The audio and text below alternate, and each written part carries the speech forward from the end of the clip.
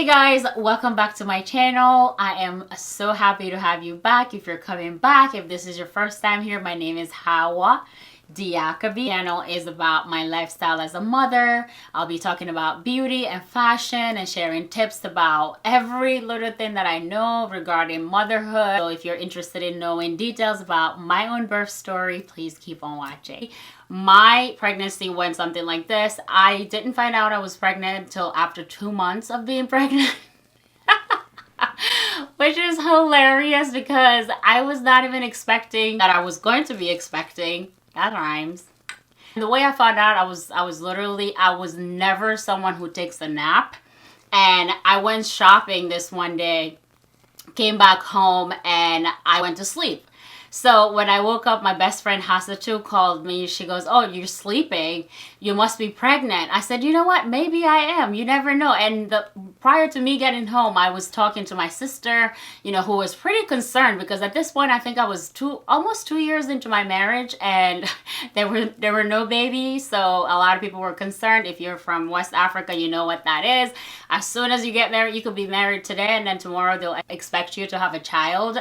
So I was getting phone calls from everywhere like, "Oh, what's going on? Do you not want to be a mom? What is happening?" So I spoke to my sister when I was on my way home, and we were talking about different things that she thinks I should be doing because she's saying that maybe I need to go to the hospital, talk to my doctor, maybe something is blocking me, blah, blah, blah.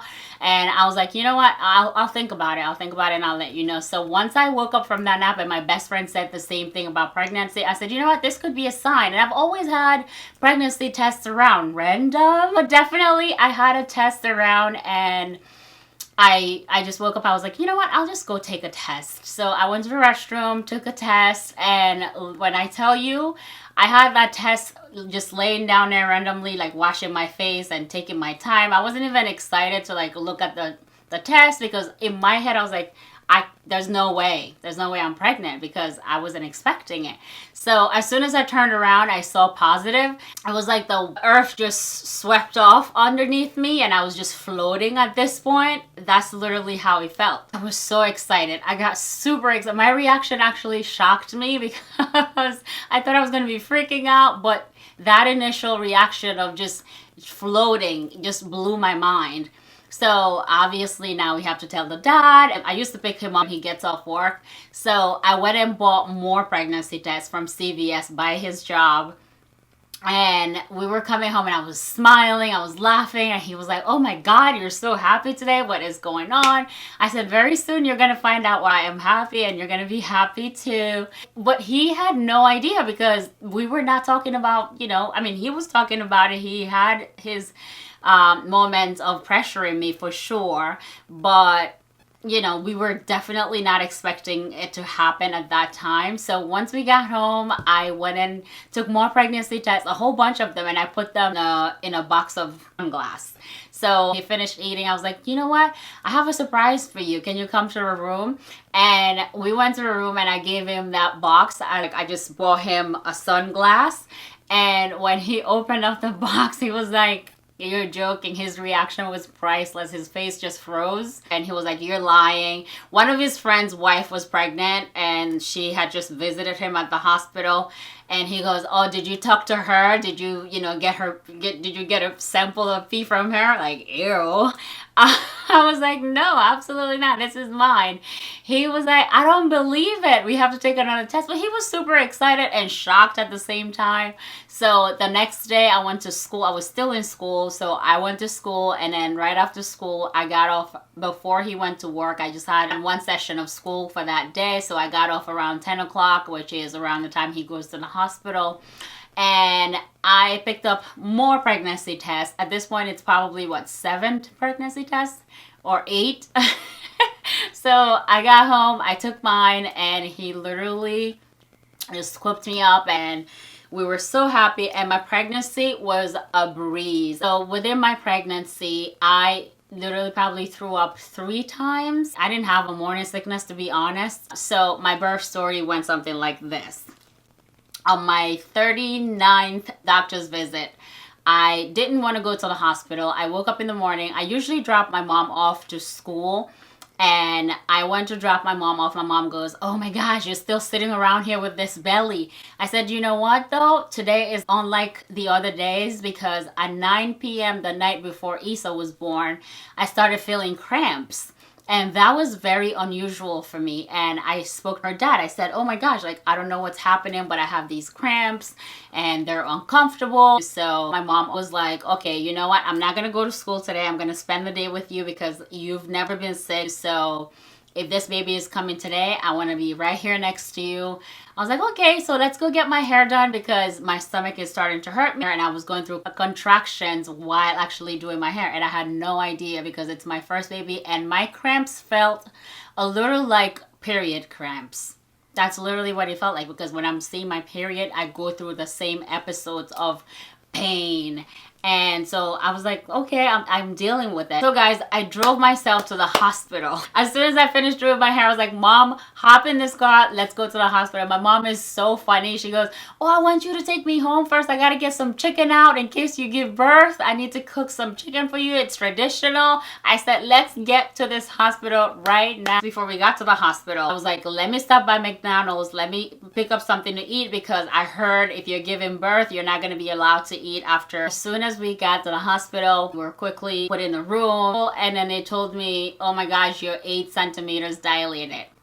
Of course, I had done my research and I know that a baby comes at 10 centimeters. So I was like, "Oh my gosh, this baby is coming right now." I called her dad and I said, "You know what? This baby is coming." I was like, "Oh my gosh, I gotta get over there." I didn't even hang up the phone and my water broke. I was like, "I just peed." And the doctor was like, "That is not pee, that's your water breaking." And I was so embarrassed. The funny part about that is that my very first question to my doctor was, "Can I have epidural at my delivery?" And she goes, "Yeah, absolutely." And when I got to the hospital and they told me that I was 8 centimeters dilated, I told them, "Can I have my epidural?" And she goes, "No, because your high blood pressure is high." And I feel like it is thanks to that McDonald's. So definitely do not eat McDonald's when you're going to deliver a baby or anything that's high in sodium. But luckily for me, 15 minutes later, Isa was there. I only felt one harsh pain. I guess that's when I literally ripped open. I probably pushed Isa 3 times. And this baby was just here, and it was the most magical moment of my life.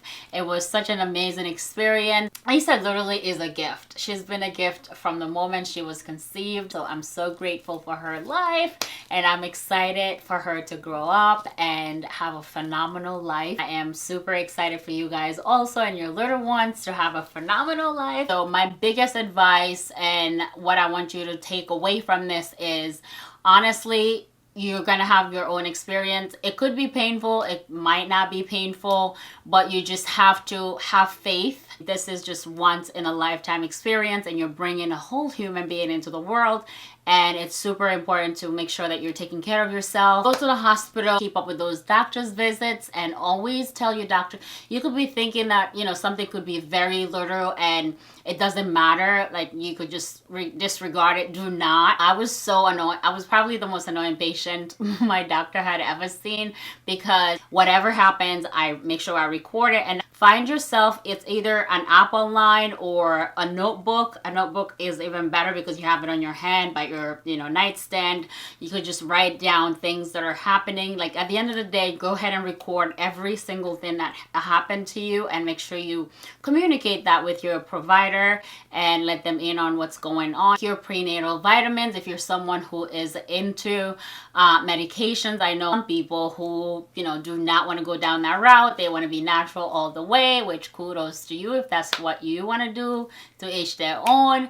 But if you're someone who take prescriptions, definitely make sure that, you know, you take your prenatals. It's super important. I know when you're expecting, especially for the first time, everyone has an opinion. So my advice to you would be, do listen, but do not take everything literally. You know, take courses, read a lot. That's my recommendation to you. People do not know everything. I do not know everything. I do not claim to know everything. So it's very important that you read up on, what's happening. And another thing is, do not Google your symptoms. Google will drive you nuts, okay? You could be experiencing the littlest thing and then you Google it and Google will add to your anxiety. So do not do it to yourself. You have a provider for a reason. Stick to them, talk to them, let them help you out. Participate in prenatal classes and have these groups of women that you can reach out to and have conversations with, especially if you're a first-time mom, and talk to your friends who have kids. Watch these types of videos that are empowering and more positive. I was never one to say, oh my gosh, I want to see how a baby comes out. Once I got pregnant, I knew I was going to cross that bridge anyways, so I wanted to wait for my own experience. And I feel like somehow that really helped me out because my mind was not already on, seeing all these explicit videos of people having their babies or people going through crazy, painful situations. That is too much anxiety for you to be putting yourself through because it's going to happen anyway. So why not wait to be pleasantly surprised by your own experience than to be watching just everyone eat whatever you want. I know around this time there's a lot of pressure of being perfect or looking a certain way or bouncing back quickly or being a MILF. Do not buy into it. Take it easy. This is a once in a lifetime experience. Who knows if it's going to happen again? So live in the moment. Eat whatever you want. Sleep as much as you can. If you want to quit your job, go ahead and quit your job. No, I'm just kidding. But definitely get your rest and listen to your body. If you're a single mom, doing this all by yourself, then even more bravo to you. Take lots of pictures, guys. Time flies so fast. You get told this and you think it's a myth. It's not. Time really flies, and take so many pictures because these babies are going to be transforming right before your eyes, and it's the most miraculous and beautiful experience I've ever seen. So take lots of pictures. Let me know after you've given birth how it all went. I love birth stories. I don't care if you had your baby 10 years ago. I want to know exactly how it happened. I want to know what happened. I am obsessed because I just know that every person's experience is different. So it's definitely nice to hear, like, these are things that I would literally sit and binge watch on YouTube. So I'm super happy to be bringing you my own story. I hope you enjoyed it. I hope it served you somehow. If this kind of content is something that you really enjoy watching, let me know. I have so many stories and I am down to talk, okay? So I wish you all the best with your delivery. I wish you the smoothest, easiest, most blissful delivery ever. If you have any more questions or any tips that I haven't covered that you're interested in knowing, definitely let me know and I'll be more than happy to answer it. And have fun. Know that you're going to make the most amazing mom, and I'm so excited for you, and I wish you the best and enjoy your baby.